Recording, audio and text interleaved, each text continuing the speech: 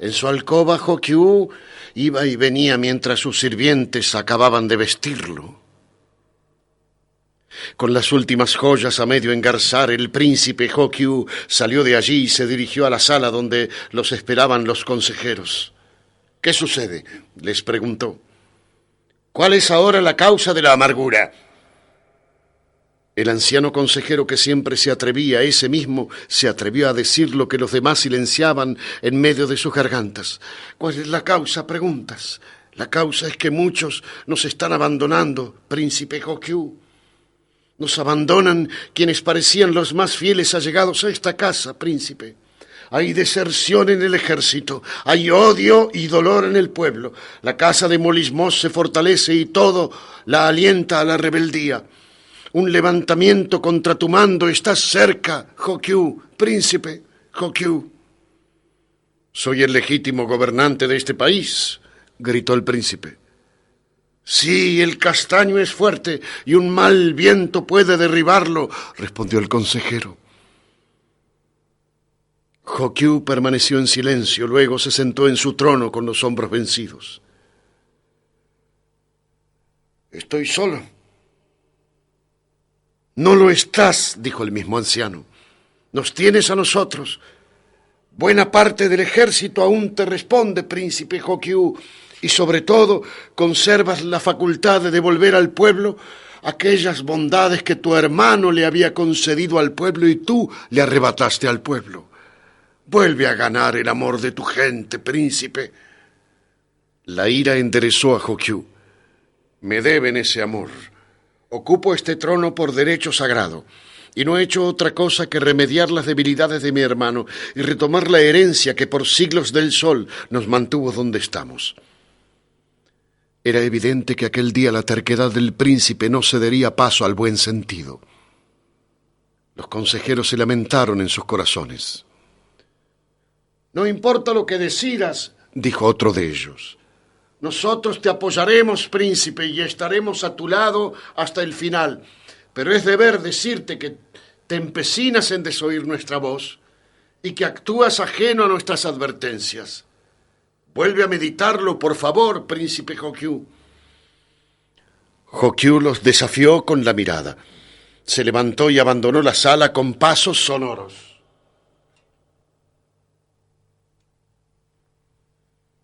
Y sin embargo, tal vez más tarde lo habría meditado.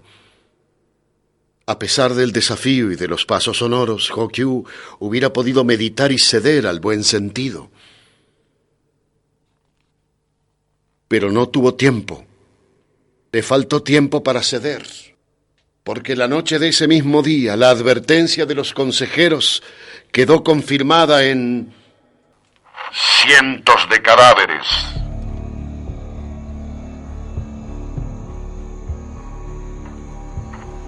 Era la noche de ese mismo día. Por las calles de la ciudad y a la luz de unas pocas antorchas avanzaban los hombres de Molismos en busca de las primeras víctimas elegidas. Se dirigían a los hogares donde a esas horas dormía la nobleza de la casa de Hokyu.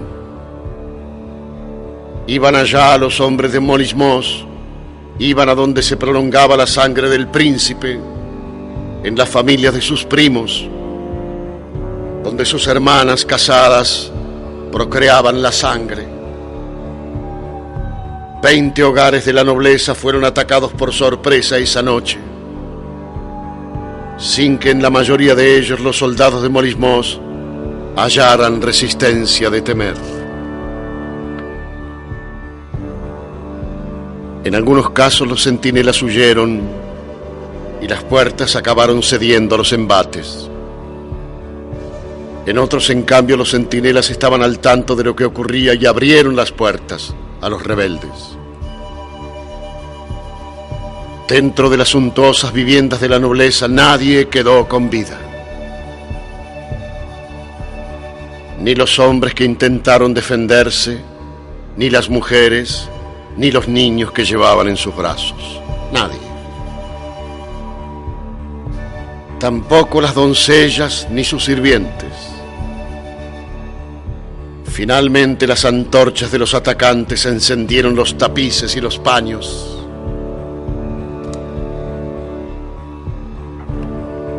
Y fue una danza de fuegos que, amaneciendo, se apagó sobre la sangre de Hokyu, hecha cenizas.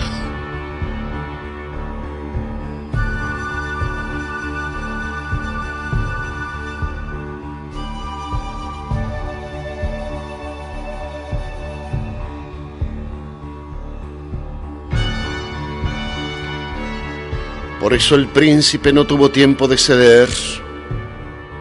El príncipe Hokyu ya no podía ceder. Estaba declarada la guerra. Estaba perdida la primera batalla con Molismos. En los días que siguieron, el enfrentamiento entre las casas de Hokyu y Molismos se instaló en la capital del País del Sol. Una parte del ejército, la más numerosa, tomó los símbolos de la casa de Molismos, rojo y amarillo, brazalete de piel de serpiente y un rostro con pico pintado en sus escudos. Otra parte eligió defender la casa de Hokyu. Ellos tuvieron collar de garras de águila rojo y azul y escudos con el dibujo de una antorcha. Muy pronto la ciudad de los señores del sol quedó dividida. El límite que separaban las zonas de dominio de uno y otro bando se corría con cada batalla, acercándose y alejándose del palacio de Hokyu. También los cánticos de guerra eran diferentes y se escuchaban en el silencio de las noches como una prueba de ánimo y poder. Los hombres de Hokyu cantaron muy alto ese día. Nosotros defendemos al grande. El grande es hermano del Kukul. Grande es Kukul. Grande es el príncipe. Al anochecer, varias familias de la casa de Molismos abandonaron sus palacios para dirigirse a un sitio seguro, fuera del alcance del ejército de Hokyu. La guerra en la ciudad dividida tenía límites demasiado inciertos. Nada mucho mejor que un acantonamiento de rocas o un puente de madera.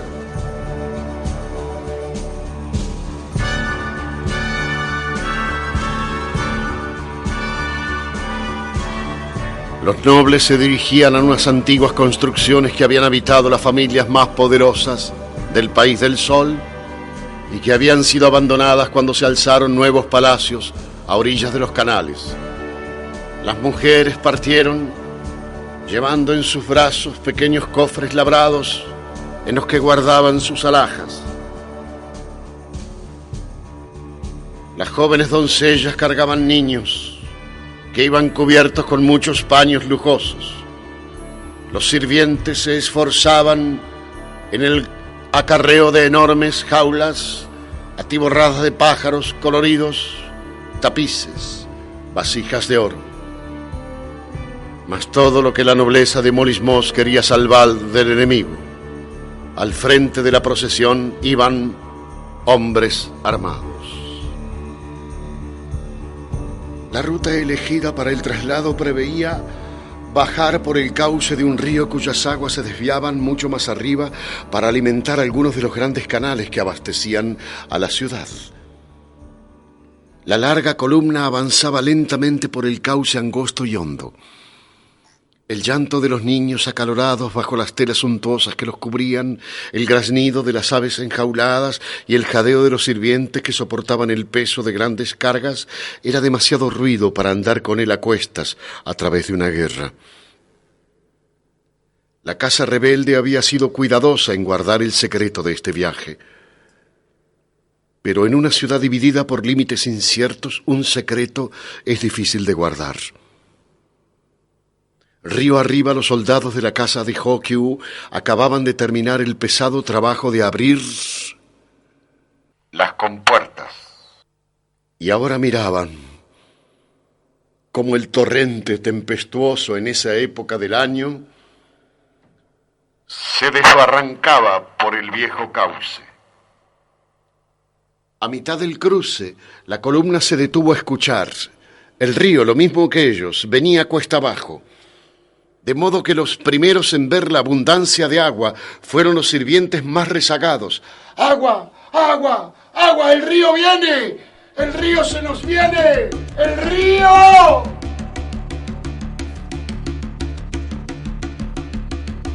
Los gritos de alarma se redoblaron en alaridos de mujer y en estertores de pájaros aplastados. Cientos de personas corrían sobre el lecho pedregoso intentando abandonar ese cajón del río. Corrían para llegar antes que el agua al sitio donde el cauce perdía hondura y se confundía con el descampado. Algunos quisieron trepar las paredes que los encerraban, pero eran paredes de cauce, demasiado lisas. La nobleza de Molismos había sido emboscada a la mitad de un río que resucitó, y entonces las riquezas fueron un estorbo para salvar las vidas. En la huida las mujeres caían sobre sus tapices, las doncellas tropezaban con las jaulas y las vasijas que los sirvientes abandonaban. Niños y pájaros, mantas y plumas fueron lo mismo bajo el agua.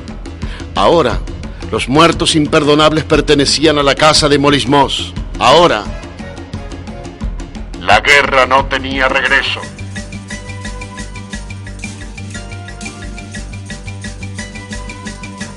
Ni Molismos deseaba que lo tuviese.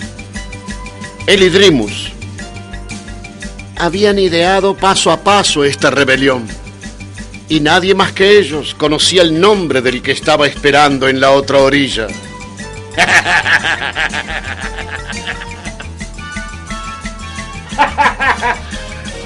Drimus y Molismos tenían anhelos diferentes y, sin embargo, habían construido juntos la trampa que Hokyu no vio a causa de su soberbia.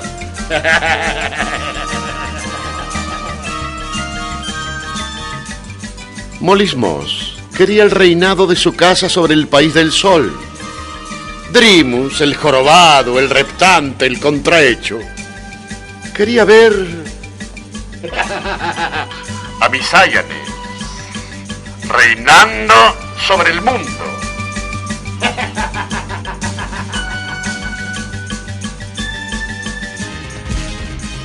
Si te pones junto a nosotros, tu casa será recompensada con el trono del país del sol, había prometido Drimus. Misáyanes vencerá de todas formas. Es mejor para mi país ponerse de su lado que desaparecer, dijo Molismos. Este pacto se había consumado en lejanos días del concilio en la sagrada ciudad de Belerán.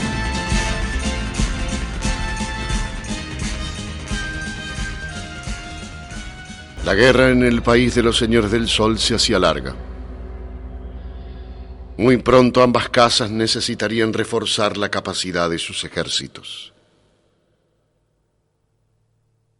Los vecinos sabían y comentaban que el príncipe gobernante mandaría buscarlos para que tomaran parte en la defensa de su casa. Fue entonces cuando los altos tributos que Hokyu había vuelto a imponer, los golpes de los recaudadores y la distancia que el príncipe gobernante ponía entre su corazón y el corazón de su gente, pesaron en las conciencias y en las decisiones. Vaticinios de Drimus. Dos vecinos de chozas y labradores de la tierra se encuentran en la curva de un sendero. Se detuvieron allí a conversar y a descansar de los fardos que cargaban. ¿Ya sabes? Claro. Hacían largas pausas y entre tanto mascullaban como si estuvieran masticando las palabras que luego pronunciarían. ¿Y qué será ahora? Será sangre para cobrar la sangre derramada. ¿Y la nuestra? ¿Qué cosa? La sangre. Correrá también. ¿Y tu sangre? ¿Qué quieres preguntarme? Tu sangre. ¿Por cuál de los dos prefieres derramarla? En esa respuesta empezaba a medirse el acierto de los trabajos ideados por Drimus y realizados por Morismos. Hokyu, el príncipe, no nos ha demostrado su amor, ¿no? No lo ha hecho. Sin embargo, es el legítimo heredero del mando. Sabemos que mucho tiempo atrás la otra casa gobernó nuestro país. Así dicen. Pero ni tú ni yo lo hemos visto. Es verdad. Pero yo pienso que tampoco vemos al sol cuando se abandona por la noche, pero sí sabemos que regresará y será bueno. Dicho como tú dices, mi vecino, parece que nuestras vidas transcurrieran durante una larga noche. El otro se asombró de lo que había dicho. Hoy mismo Hokyu mandará por todos nosotros para que defendamos su casa. Cuando lleguen no me encontrarán.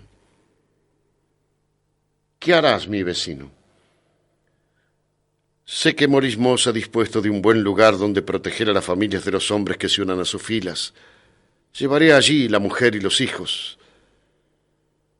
Yo me iré a pelear en contra del príncipe Hokyu.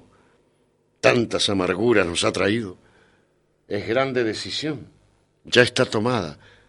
Y muchos la han tomado igual que éste. Esa conversación no era vana, ni tenía mentiras. Los soldados de Hokyu llegaron a todas las aldeas para reclutar vecinos que engrosaran las filas de su ejército. Y se encontraron con que muchos campesinos habían partido a pelear del lado de Morismos.